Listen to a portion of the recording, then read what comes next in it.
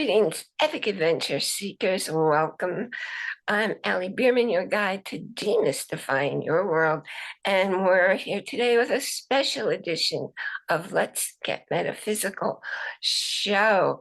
And today's guest, Monica Bermudez, was one of the very first people interviewed when I started this podcast. In fact, she was the fifth episode. And I describe her as your catalyst to a sacred heart awakening. And she's here today with some more surprise adventures. Before we jump in, I have a question for you. Have you ever felt like life just happens to you and you have no say in it? Well, if that's you, I made a gift for you. It's called Step in a New Direction. And it's a very quick read that allows you to begin to discover your power and your control every day in your life. And the link to download that will be in the show notes.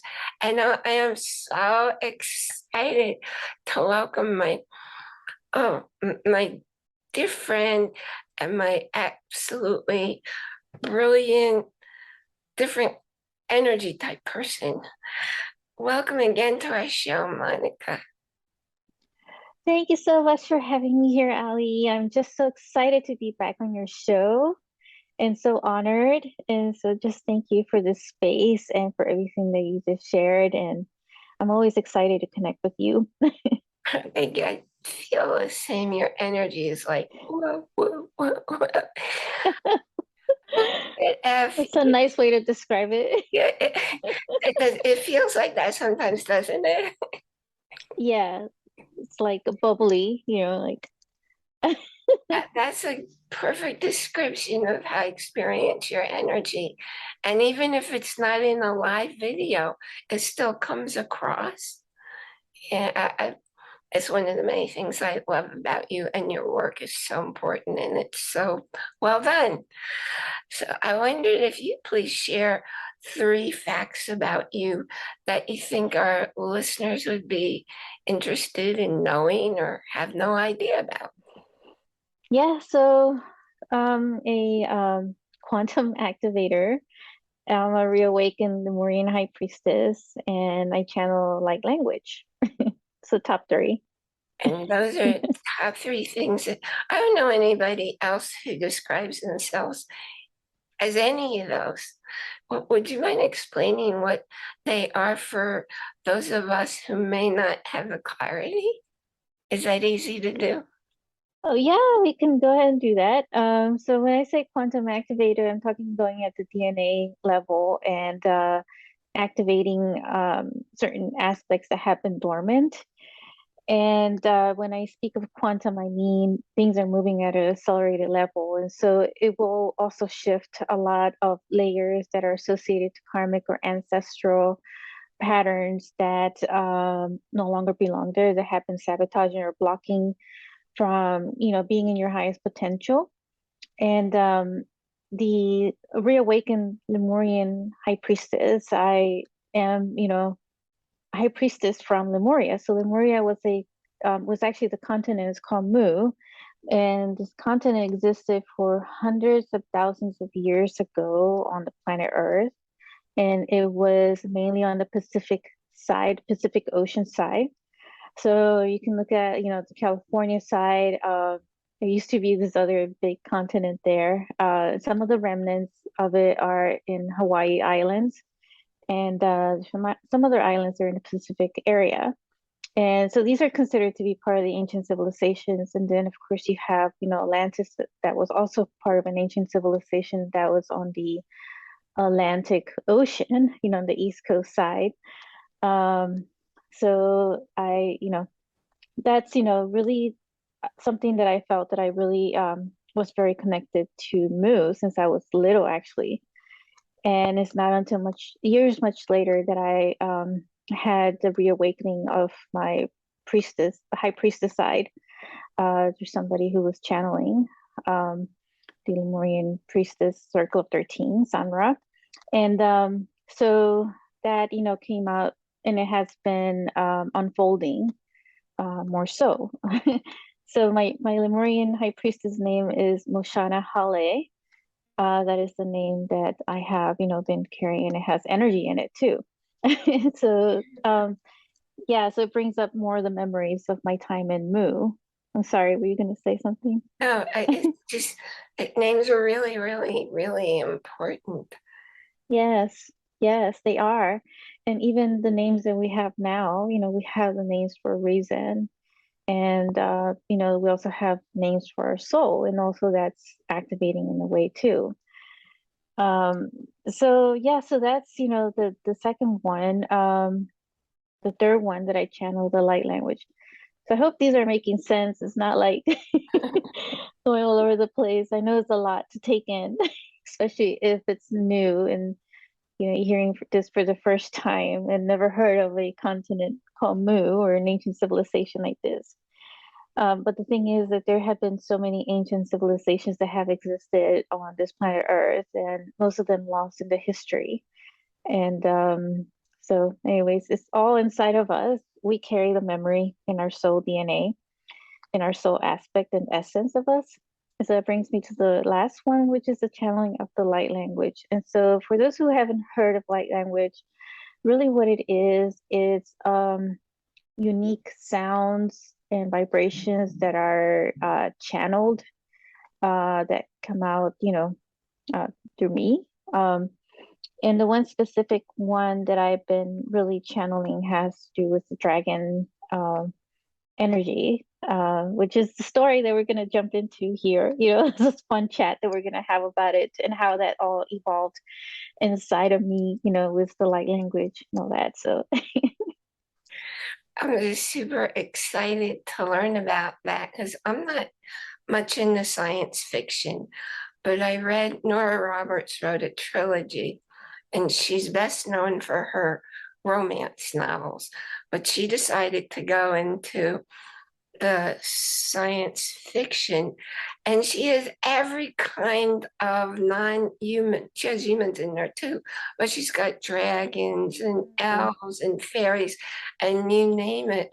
So I'm really, really interested because I mean it's not an accident.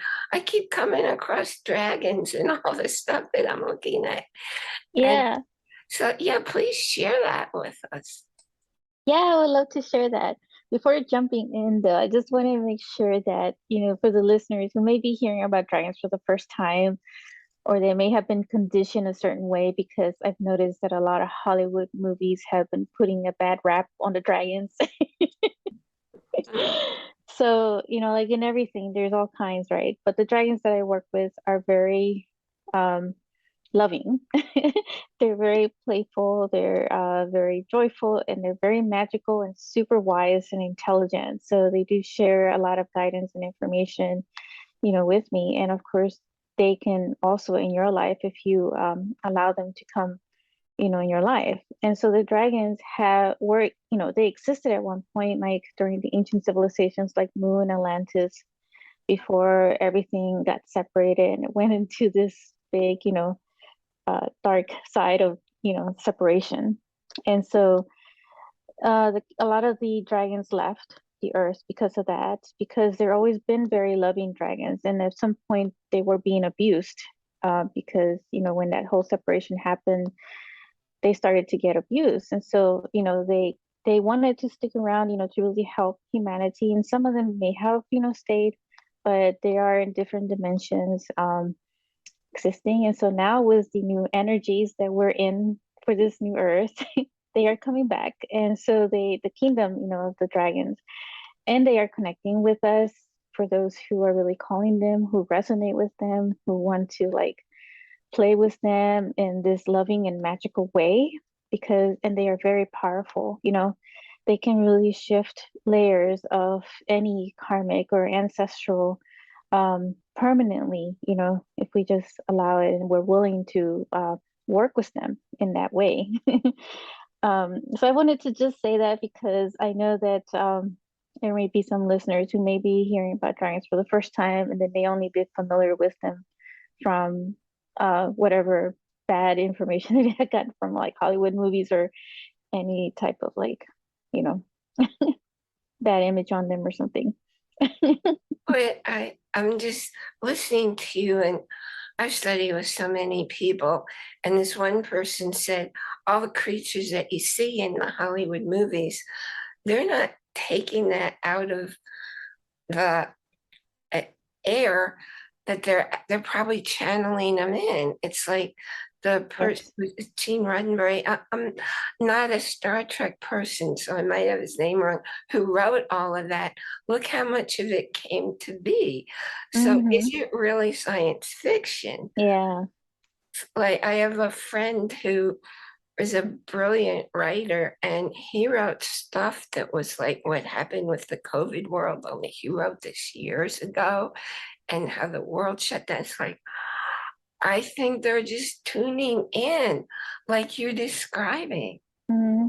Yeah, no, I firmly believe that too. They're definitely channeling a lot of the fictional characters. For instance, I got into this impulse of rewatching all the Harry Potter movies again. And I feel like I'm watching them with new eyes because now that I look at it, it's like, you know what? This is based on a true story. All the magic and all that, I feel like all of that is true. And it was channeled in the moment that this was, written. Because I look at all the magical creatures in there and they're all like very unique. And I feel that we had many of those magical creatures at one point. So it's just, we harness a lot of magic and a lot of power in us, and that's something that the dragon reminds us of, the power of the dragon. So yeah, for sure. So, may I ask you, on the dragons, my mind goes to, like, how big were they? Were they like dinosaurs from little tiny to big? Is it, what kind of Uh, pictures? all of the above, actually, they vary in size. Some of them are tiny.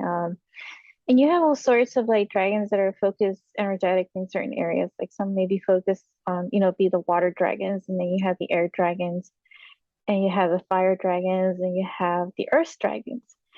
And actually, like all the dragons do are masters of the elements, but then you have some that are very focused in certain elements.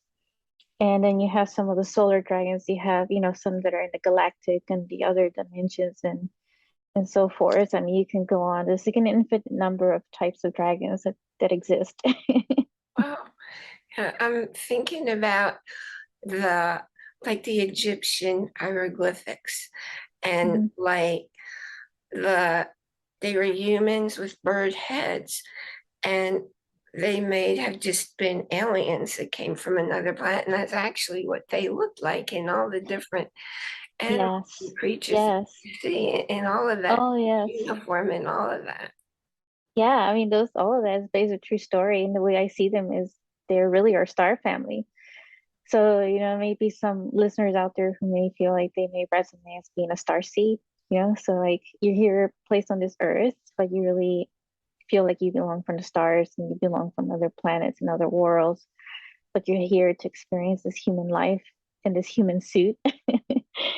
And so what you see like in those hieroglyphs and those paintings in ancient Egypt, paintings is really our star family. And there are beings that exist that have like the head of an animal with the body of the human.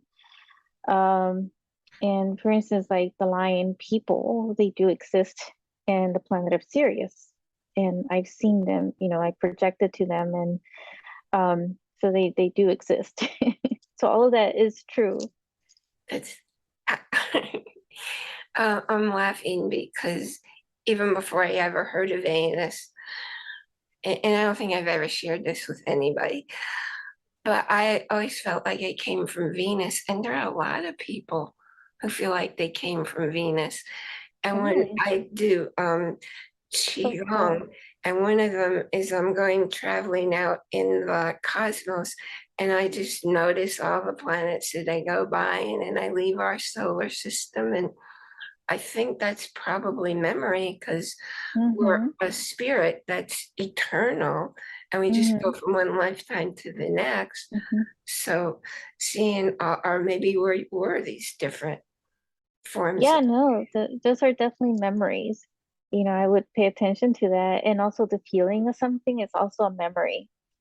It's your soul essence, what That's, you're tapping I into. never thought about that.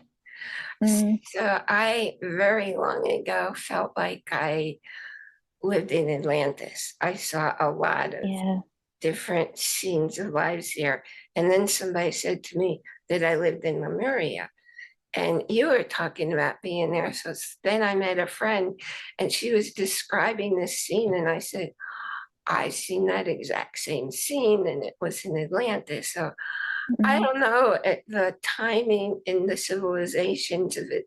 Maybe I was in both places.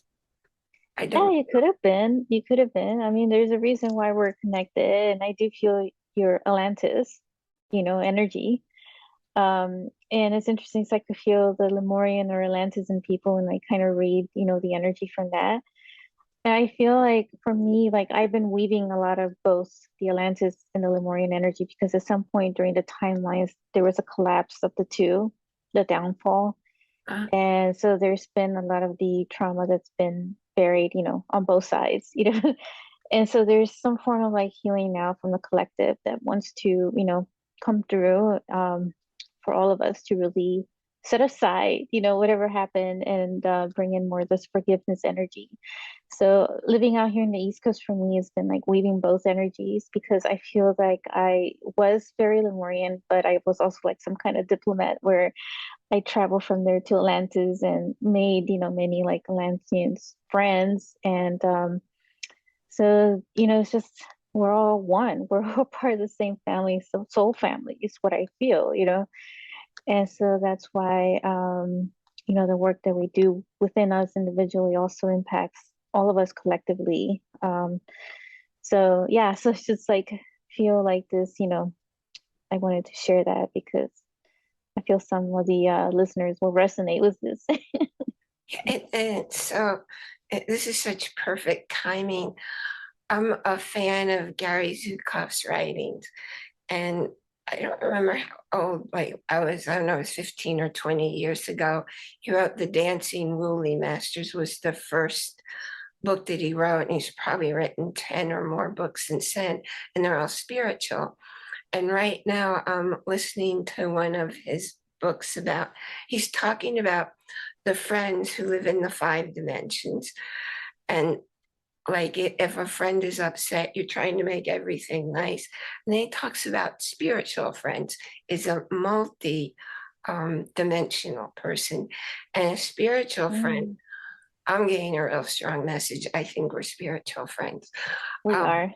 that is it's not about making everything look nice and peaceful. It's this is what's going on, and this is where you want to go because your spirit's growing and changing. And that's a whole different way. And I think there are so very many of us, and you and I, we attract people like that Mm, because that's why we're all here at this time. And that's why the planet is changing so much because there's so many of us here. And he also, and that book that I'm reading right now is, he wrote 12 years ago, but he was talking about in 2 or 3 generations, everybody will be multidimensional, which I know, and obviously you do it too. I just know things sometimes if I'm working with, or even just visiting before I knew anything about the spiritual world. These words would come out of my mouth that would be mhm. advice for somebody. And I say, that's not me. I don't know where that came from. And that's the kind of thing. Yeah, so you're channeling Yeah. your higher self pretty much, which is Yeah. really your soul essence from your own, like when you have your heart connect to your soul is the way I see it. So I see this, this is very very good. So I definitely do feel our spiritual friendship. Um, yeah, so thank you for sharing that. Yeah. It's so cool. And when I was seeing, I had just met this friend.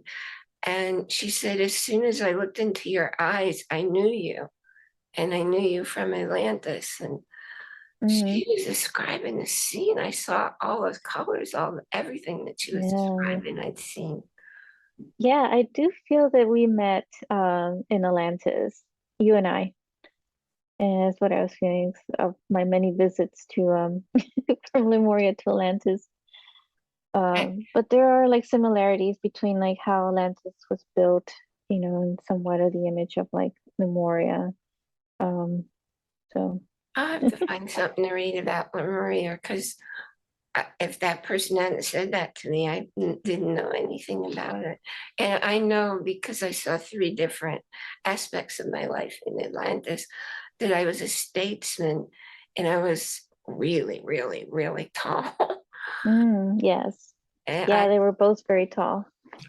oh, interesting. So it wasn't Yes. weird. Yeah, Gee, a lot of the Lemurians in Atlantis were about 6 to 7 feet or so in height, is maybe it a little taller. Lemurians who live in Mount Shasta? Did they say they live underground and they're all 7 feet tall? So when Lemuria started to go into a downfall, a lot of them migrated out. Some migrated to South America, and some went to Mount Shasta, the inner Earth mountain, which is now called Tellus. Ah, ah. Yeah, when I lived in Idaho, I never went there, but I had a friend who'd go there, and she said she'd see the Lemurians like in the store because they were Mm, different and they were taller. It's like, they are around, and they do sometimes come out to some of the stores, but very briefly. wow. It's, and everybody's here. I'm just getting all these pictures. I read almost all of Shirley MacLaine's books, and thank goodness she wrote those books because all my life I had these feelings and these knowings, and I just thought that was weird. I never talked about them. And then there she is sharing these books, and it's like, I'm not weird. Lots of people have these experiences. That's right. I guess being weird, being crazy is the new normal. Yeah, I raised my kids. I always describe, uh, I'm different. I've always been different. And Yes. I was married, and um, we'd have like one of the kids would have a friend over for dinner, and my husband would say to them, "We're weird here," just to let them know. And that first upset my mom when we told her she was weird. And he explained, "No, no, that's a good thing. You don't want to be like average." Yeah, yeah. When did you feel different? When did were you aware that you were experiencing things that either other people didn't have or didn't talk about? Since I was little. I used to, as long as I can remember my childhood, I remember maybe I was like 4 years old or so. I remember seeing like actual ghosts, but I would see them like I see you, like it was normal, and they were still alive to me. Mhm. It's like they weren't really like dead. Yeah, And so I would see them like it was normal, and I would say, look over there. It's like I would tell, like my parents, I'd be like, we don't see anything there. Like, and so yeah, I definitely saw that I was very different, in that way. And I could sense that even energetically, I could almost read other people's energy and where they were, if they were open to like, because I could actually read people's minds. But at the same time, I could read by the energies that they would be shocked if I told them I was reading their mind. So I yeah. wouldn't like reveal it. And so yeah, I feel like I was already born partially awakened, you know, in that way. So I used to be able to put my thoughts in other people's heads. And then I studied with Bob Proctor, and he said, oh. "Don't do that. That's not a good thing."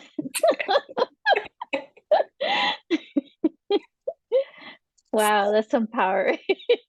Yeah, if I wanted a conversation to go some direction, I just do that. Or if I wanted to go to a certain restaurant to eat and I didn't Mm. feel like speaking it, I just put it out there and everybody would get the message. That's cool. Yeah, I mean, you can still do that in a good way. Yeah, I don't think I was able to. No, I couldn't read other people's thoughts though. Oh man, so much fun. So we can jump fast forward now to my fun trip Okay. and my fun experience with my connection with the dragons. So fast forward, present when I went to fast forward being from like we went back in time into like Lemuria and all that Atlantis. So now we're gonna go to Bosnia, where supposedly there have been pyramids that have been discovered, and there's been this whole controversy about like that these pyramids are older than the ancient Egyptian pyramids. But that's a whole other discussion. But so in the Bosnia, this whole discovery, one of them is this dragon pyramid, and I went there for this event that was about 80 people or so. And they had planned like this whole tour for like to go visit certain pyramids, except for the dragon pyramid. It wasn't included in that tour.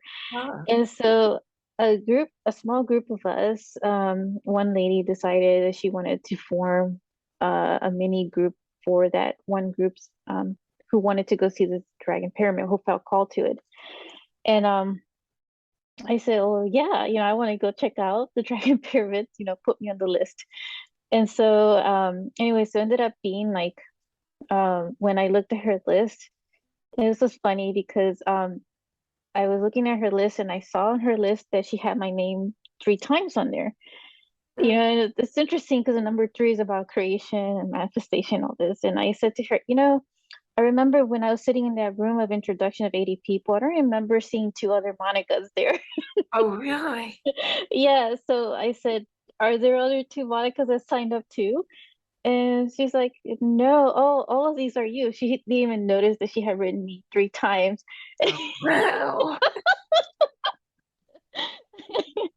And so I said, I started thinking, I said, wow, these dragons really want me to go. Like, Yeah. like really emphasizing this. And so anyway, so I thought that was pretty funny seeing my name 3 times written on the paper, and she hadn't even noticed. I just find that multi-verses, and I used to read Richard Bach all the time, and you have all these parallel universes and going. Yes. I remember, Yeah. might have been my son said, when you look in your refrigerator and you can't find something, and then a minute Mhm. later you look again, and at one point, I think it was him, he said, that's because you're in a different universe now. So every time I look and I'm looking for something and can't find it, and then I look in the same place and then it's there, I believe that's what's happening. Yeah, I believe that. That's a good way to look at it for sure. Like, so it's funny. So finally, when the final list came through, the total number on that list was 22. And so, 22 is a master number. So it was 22 of us that ended up going to visit this dragon pyramid that was feeling called to go visit the pyramid. Obviously, I think it was the dragons calling us. And so when we got to the location of the pyramid, we are just like walking around, trying to figure out which way to go, because we're all thinking we're gonna go to the top, right, and make it to the top somehow. And then this dog appears, actually 2 dogs appear mysteriously. We don't know whose dogs they were, but they ended up guiding us on the trail. I thought that was really interesting. And we before we made it or ascended all the way to the peak of this, pyramid to the top, we had formed like this circle, kind of like near the base, the pyramid. And they decided to do like this whole like everything was just so spontaneous, like I didn't know what was going on. So what we didn't know is that we were actually getting initiation from the dragons. And we decided to do this whole ceremonial like opening of the space, the sacred space.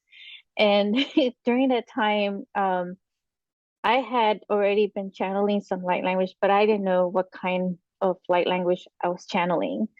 And so I don't know, like some of the people that were in that group were also like channeling light language too.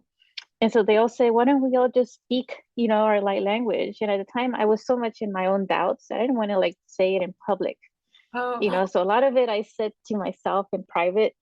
And so I said, I'm just going to stand here in a circle and just listen to everybody. And when I heard everybody speaking, I was like, oh, I'm speaking dragon language. Sounds like that kind of sounds like my language. wow. And so, so in a way, that kind of like gave me this, also like this activation of like confidence, in what I was doing. And so I felt like the dragons were also like polishing, what was coming through with my light language as well.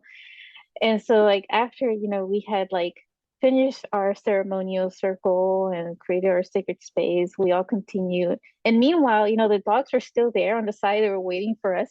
And so and so then the dogs guided us when we were ready to go and ascend up to the top of the mountain. And there was like when we were ascending up the mountain was a whole other story too, because it was very steep. It just felt like it was some kind of initiation. So you had to like make this one at the last piece of it was like the most steep, and it was kind of muddy and it was kind of slippery. So it was Wow. like, so we had to like, make it across that to make it to the peak. And so I felt that was like an actual initiation from the dragons to like and so those, there were some that made it to the top and others decided didn't want to continue. So they just, held space, were in the vehicle or in the base of the pyramid, that was their calling. And those who were like called to the peak made it up to the top. But it was just really interesting how we like, in a way, kind of struggled to make it up to the top. I was like, boy, this is a lot of work for to make it up here to the top. And it was all like worth it, because when we went up to the top, we were all meditating and I had my eyes closed and everybody was silent pretty much. And then the dogs were even silent too, and they were meditating with us too. So they stayed up at the top with us during this whole time, waiting for us till we were ready to come back down. So they were pretty much like our spirit guides, in a way, in the physical form. And so I feel like it was also like, feeling now is something to do with Dog Star Sirius as well, because there were some dragons from Sirius that came to visit also. And I'm seeing in my mind's eyes, when I'm in this meditation, I see this one dragon come from like this other planet, and it was like this golden, beautiful color. And so I'm seeing that we all go into like we get taken in our astral bodies into the inner earth. And we receive like all these like wisdom of like archives of books that are like Wow. energetically, we're absorbing the energy of it. And so there's some kind of activation going on as well. So I thought, boy, I have quite an imagination, right? Like I said, this is a time when I was in my own doubts. I thought, I must have quite an imagination with all this stuff. And so one of the ladies that was in the group, she spoke up and she's like, "Oh my God, I just saw a visual." And she described like almost similar to what I was seeing.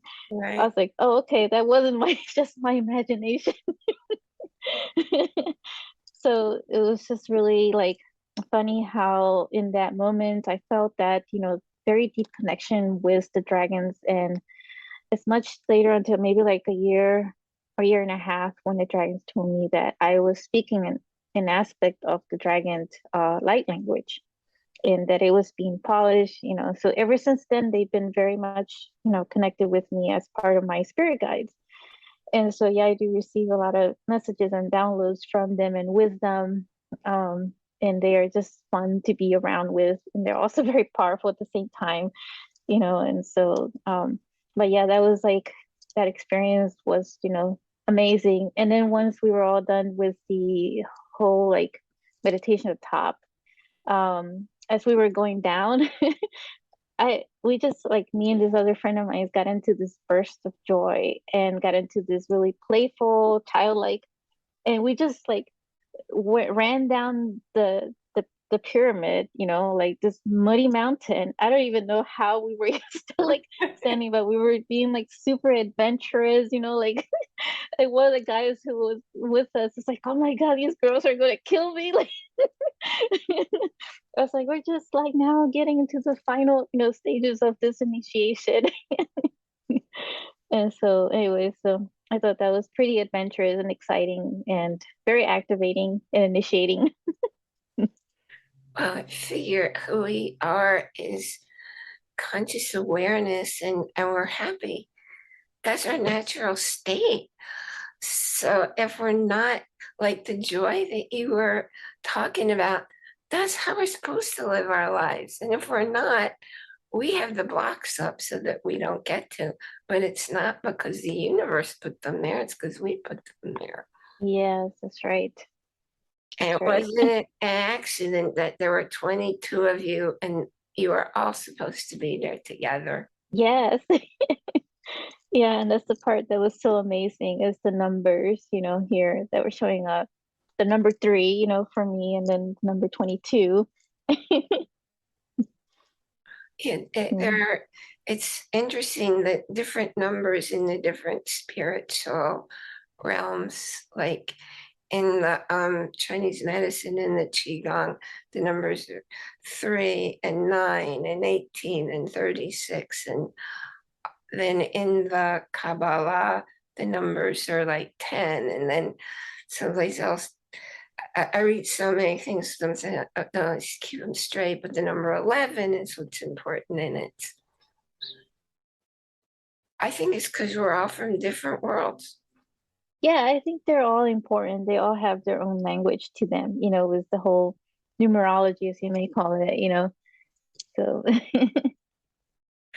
Well, this has yeah. been really a joy because I knew it would be, because just being in your energy is always a joy. And do you have anything, any message that you want to leave with people? Because you shared a whole lot of stuff that I know it was new to me, and I'm imagining it's new to a whole lot of our listeners here today. Is there anything that you want to add on top of what we've already discovered? Oh, yeah. I mean, I shared a lot of things, right? We talked about Lemurian Atlantis and the ancient civilizations, and I'm sure, like, if this is the first time for some people hearing it, then there's a reason for hearing, the certain things in your life because there's a part of your soul that also has, some memory in that as well. And that's the part where, we tune into our own heart and really listen to our higher guidance. And most of all, it's like really trust yourself and your own imagination. Like the story that I shared, when I was meditating, I was thinking, oh, I'm just being so imaginative. Well, with that imagination, there's some truth to that. There's also memories that are coming up. And so that's something that I've been learning and trusting more so in myself and building that confidence in myself. So just, be trusting of yourself is really the message that I want to share with everybody. Thank you. And none of us are weird. We're just having different experiences. That's right. Yes, I love that. So, what is the best way for people to get in touch with you or to follow you? You'll give me all the links, or I actually Yes. have them from your last visit, probably. Yeah. Yeah, so I mean, my best way to get in touch with me through all my social media and my emails can be found on my website, which is www.sacredheartawakenings.com. So yeah, so that's the best way. I have everything in there organized and all the podcasts that I've been on, including, the one that I was on first time with you, Ali. So it's all there. Um, It's cool. Thank you. Thank you.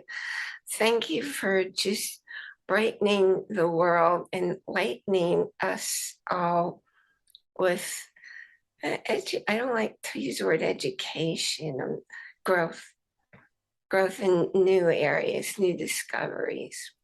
yes, yes, that's perfect. Thank you Well, so much for this time. I'm so grateful. oh, thank you. I'm just glad to spend time with you again. So I Likewise. want to remind everybody to go down in the show notes so you have a reminder of the link of how to find Monica's stuff, where to pick up Step in a New Direction, how to join our Facebook group, which is growing. So go on in there and talk to us.